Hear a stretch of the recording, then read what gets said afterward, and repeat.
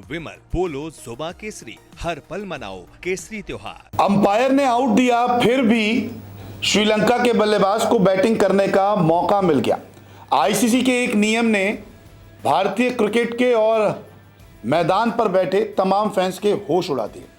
श्रीलंका और भारत के बीच में सुपर 4 का आखिरी मुकाबला खेला गया। इस मैच को बड़े ही नाटकीय अंदाज से ख़त्म होना पड़ा। दरअसल सुपर ओवर हुआ। सुपर ओवर में भी एक रोमांचक नज़ारा देखने को मिला जब आउट होने के बावजूद भी दशम सनाका को नॉट आउट करार दे दिया गया। दरअसल सुपर ओवर में अर्शदीप सिंह जो है गेंदबाजी करा रहे थे और तब अपील के बाद, रनआउट के बाद भी सनाका को नॉट आउट करार दे दिया गया। वैसे हम यही जानते हैं कि अंपायर का फैसला आखिरी फैसला होता है, लेकिन रनआउट के बाद भी सनाका कैसे बच गए ये मैं आपको बताता हूँ। दरअसल सुपर ओवर की जब चौथी गेंद थी तो ऑफ स्टंप के बाहर अर्शदीप ने गेंद फेंकी। दशम सनाका जो है वो बीट कर गए और सीधा गेंद संजू सैमसन के दस्तानों में चली गई।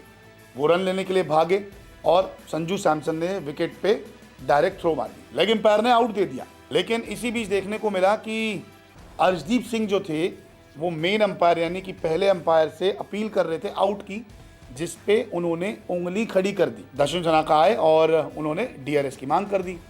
डीआरएस में देखा गया कि बैट से तो कुछ लगा ही नहीं है, तो उन्हें नॉट आउट करार दे दिया गया। अब हर कोई हैरान कि रनआउट जब हुए हैं, अंपायर ने उंगली खड़ी की है, तो फिर आप नॉट आउट कैसे दे सकते हैं। इसको लेकर अब एक बड़ा विवाद हो गया कि आखिरकार ऐसा कौन सा नियम है, क्योंकि लेग एम्पायर ने रनआउट आउट दिया। इन तस्वीरों में भी आप देख सकते हैं बीच में दोनों खिलाड़ी खड़े हैं, विकेट पे बॉल लग गई तो रन आउट हो चुके हैं।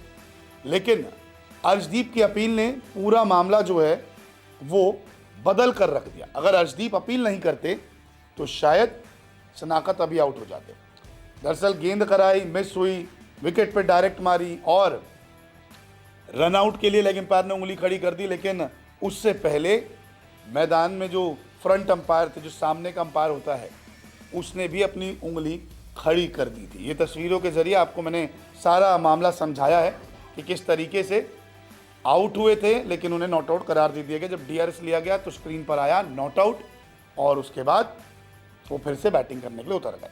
अब नियम ये कहते हैं कि सामने वाले का फैसला पहले माना जाता है, यानी कि जो सामने का अंपायर है उसका फैसला माना जाएगा, लेग एम्पायर का फैसला उसके बाद माना जाता है। अंपायर ने कॉट बिहाइंड दिया तो सनाका ने डीआरएस लिया था कि वो अपील कर रहे थे अर्शदीप सिंह, और अंपायर ने आउट दे दिया था। तो वो बॉल जो थी वो तुरंत डेड हो गई थी। ऐसा नहीं है कि वो बॉल काउंट होगी, अंपायर ने आउट दे दिया था, डेड हो गई थी। तो इसके बाद संजू ने जो रनआउट किया था वो अमान्य हो गया था। सनाका को फ़ायदा मिला और डीआरएस में वो नॉट आउट दिए गए। बैटर के आउट होने के बाद गेंद तुरंत डेड हो जाती है। तो ये थोड़ा मामला बड़ा पेचीदा हो गया कि आखिरकार ऐसा क्या हुआ कि आपने ड्राइव मारने की कोशिश की, बॉल आपसे छूट जाती है, कीपर के दस्तानों में जाती है, आप रन आउट हो जाते हैं, लेग एम्पायर आउट दे देता है। लेकिन फ्रंट अंपायर आपको पहले ही आउट दे चुका था, क्योंकि अर्शदीप सिंह वहाँ पर अपील कर रहे थे कॉट बिहाइंड की और फ्रंट अंपायर ने आउट दिया था और उसके बाद वो भागे थे। तो आउट देते ही बॉल डेड हो गई।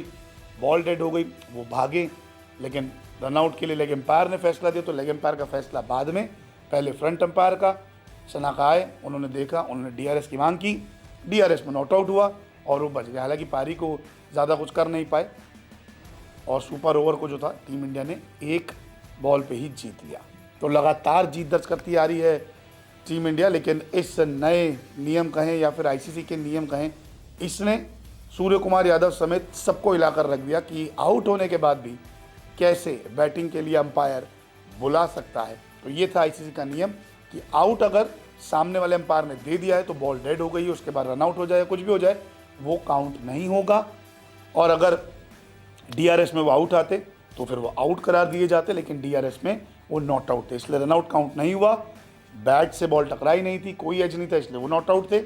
और अगर बैट से लगती गेंद तो वो आउट करार दिए जाते, तो वही मामला खत्म हो जाता। तो ये है आईसीसी का नियम, जिसने सुपर ओवर के बाद से थोड़ा सा हड़कंप मचा दिया है। बहुत बहुत शुक्रिया इस वीडियो को देखने के लिए।